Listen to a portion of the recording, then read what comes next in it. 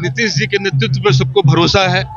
एक विकास की गारंटी और दूसरे भरोसेमंद सरकार और तीसरे में चिराग पासवान का Bihar first Bihari first vision और चौथे स्तर पर हम कार्यकर्ताओं के जनता के साथ सरोकार, यह सब मिल करके हमें चुनाव में विजय दिलाएगा। जो जमीनी स्तर तक के कार्यकर्ता थे वो एकजुट नहीं हो पाते थे अचानक गठबंधन होने से। यह गठबंधन बहुत पहले हो चुका है, उसका स्वरूप पहले ही तय हो चुका है।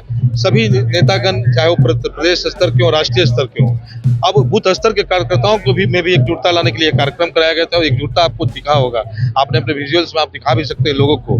कार्यकर्ता एकजुट हो रहे हैं और ये बूथ स्तर पे एकजुटता दिखेगी। अब इसके बाद हम लोग जिला स्तर पे भी एक कार्यक्रम कराएंगे अपने। नमस्कार, मैं हूं देवांशु, आप देख रहे हैं न्यूज़ फाउंडेशन। औरंगाबाद में एनडीए का कार्यकर्ता सम्मेलन हुआ और देखिए कार्यकर्ताओं का जोश जो है वो हाई है, लगातार जो है वो नारेबाजी हो रही है और देखिए जिंदाबाद के नारे जो है वो लगाए जा रहे हैं। थोड़ा शांत हो जाइए, थोड़ा सा कार्यकर्ताओं का जोश है, इतने उमंग में है और लगातार जिंदाबाद के नारे जो है वो लगाए हैं। प्रकाश चंद्र जी क्या कहेंगे इस भीड़ को देखकर? पहले फिर सवाल करेंगे। चिराग की सेना का उत्साह है ये, हैंड्स ऑफ प्रकाश चंद्रा की युवाओं का उत्साह है ये, लोक जनशक्ति पार्टी रामविलास के कार्यकर्ताओं का उत्साह है और जो लोगों के साथ मैं सुख दुख में हमेशा खड़ा रहा हूँ उसका यह प्रतिफल है। आज सभी कार्यकर्ता एकजुट होकर के पूरे उत्साह के साथ एनडीए की इस बैठक में शामिल हुए। ये बताइए कि लगातार जब नेता भाषण दे रहे थे तो नीचे से आपका नाम जो है वो गूंज रहा था। थोड़ा सा आगे आ जाइएगा क्योंकि वो सन वाला फ्रेम आ रहा है। हाँ, लगातार आपका नाम देखिए अभी भी उधर से गूंज रहा है। ये क्या स्वतः गूंज रहा है कि आप गुंजवा रहे हैं? कारण यह है कि मैं राजनीति नहीं करता, मैं विशुद्ध समाज सेवी हूँ और मैंने लोगों के सुख दुख में हमेशा साथ निभाया है। 12 बजे रात में भी लोगों का फोन उठाया है, लोगों की शादी हो श्राद्ध हो, अब तक मैंने लगभग 1000 परिवारों को श्राद्ध में मदद की है, हजारों अग्निपीड़ितों को मदद मैंने किया है। इसके अतिरिक्त सैकड़ों कन्याओं का विवाह कराया है। लोग एक्सीडेंट करते हैं, दुर्घटना के बाद उनकी सहायता हम करते हैं, हॉस्पिटल तक पहुंचते हैं, उनके सुख दुख में शामिल होते हैं। लगभग 2000 यूनिट से ज्यादा हमारे लोगों ने ब्लड दिया है और 22,000 हैंड्स ऑफ प्रकाश चंद्रा के कार्यकर्ता पूरे जिले में सक्रिय हैं। लोक जनशक्ति पार्टी रामविलास के कार्यकर्ता भी समाज सेवा से जुड़े हुए हैं। हम राजनीति की जगह समाज सेवा करते हैं, लोगों के जन जन में बसे हुए, लोगों की भावनाओं में बैठे हुए, उनके अंदर जो सम्मान है वही आपको नारे के रूप में दिख रहा है। लेकिन एक सवाल है कि आप मन से भाषण दे रहे थे, नारा दे रहे थे 225 का, विरोधी खेमा नारा दे रहा है 2500 का हर महीने बैंक अकाउंट में। इसको कैसे टैकल किए? क्योंकि आप जमीनी नेता हैं, महिलाओं से भी जाते होंगे, गरीब महिलाओं से, ग्रामीण महिलाओं से, क्या महिलाओं में असर नहीं है कि तेजस्वी जी सीएम बनेंगे तो 2500 रुपया देंगे? आपको मैं बता दूं, राज्य सरकार के द्वारा 500 कल्याणकारी योजनाएं चलाई जा रही है। सरकार भी अपने स्तर पे और भी लोगों को लाभ देने का प्रयास करेगी। नीतीश जी के नेतृत्व पे सबको भरोसा है। एक विकास की गारंटी और दूसरे भरोसेमंद सरकार और तीसरे में चिराग पासवान का Bihar first Bihari first vision और चौथे स्तर पर हम कार्यकर्ताओं के जनता के साथ सरोकार, यह सब मिल करके हमें चुनाव में विजय दिलाएगा। एक चीज और है कि पिछले बार जब चुनाव हुए थे औरंगाबाद में 6 विधानसभा सीट आई है, लेकिन एनडीए के लिए अच्छा माहौल नहीं था। इस बार चिराग भी एनडीए में है। मैं पूछूंगा, सीधा सवाल पूछ लेता हूं आपसे, 6 में से कितनी सीटें एनडीए को मिलने जा रही है औरंगाबाद से? औरंगाबाद में 6 की 6 सीटें आएंगी क्योंकि चिराग पिछली बार फैक्टर थे, उपेंद्र कुशवाहा जी फैक्टर थे। चिराग पासवान जी उपेंद्र कुशवाहा जी के कारण बहुत सारी सीटें महागठबंधन के खाते में चली गई थी। इस बार ये लॉटरी नहीं निकलने वाली है, समीकरण बदल चुका है। एनडीए की आपकी तैयारी अब क्या होगी? अक्टूबर नवंबर में चुनाव लड़ना है, टिकट भी कंफर्म है।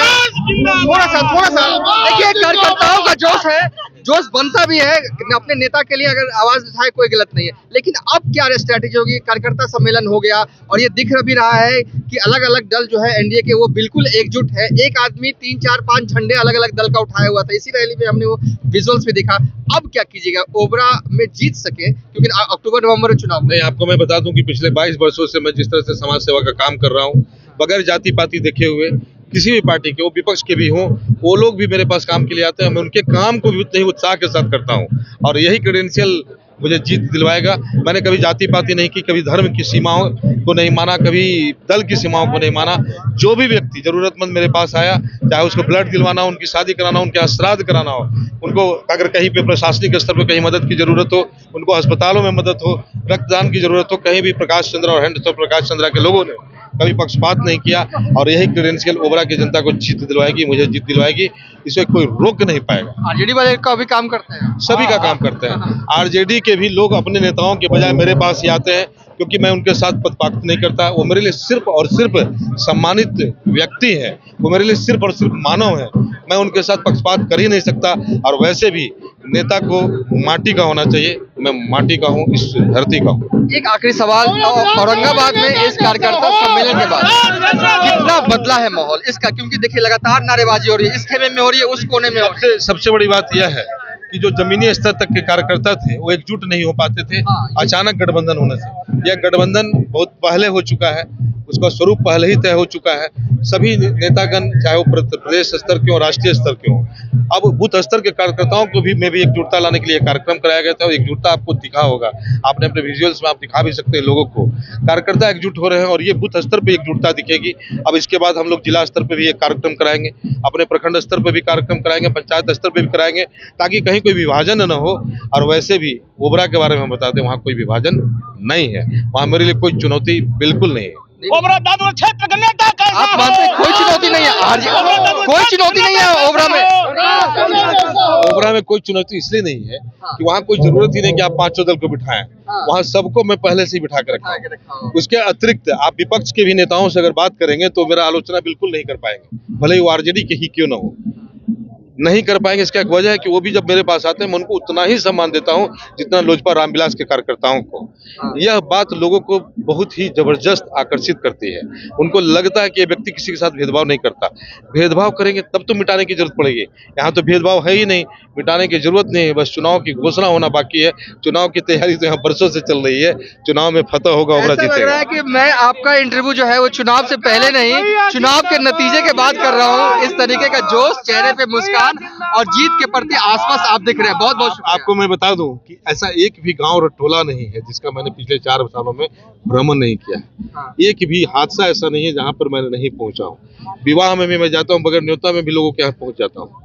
उसके अतिरिक्त जिनको मदद की आवश्यकता होती है, अगर हम तक सूचना न भी पहुंचे तो भी पहुंच जाता हूँ। जिला के किसी भी हिस्से में कोई भी घटना घटती है, बड़ी से बड़ी घटना घटती है, सभी नेता इस बात का ख्याल रखते हैं कि क्वेश्चन मेरा बिगड़ न जाए। इस घटना में कौन शामिल है, कौन फंसेगा, कौन क्या करेगा, मैं कभी इसका ख्याल नहीं रखता। मैं अपराधियों के बिल्कुल विरुद्ध हूँ और जहाँ कहीं भी कोई घटना घटती है, घटना कारित होती है, मैं वहाँ पे पहुँच जाता हूँ। मैं बस मानवीय सहायता करता हूँ।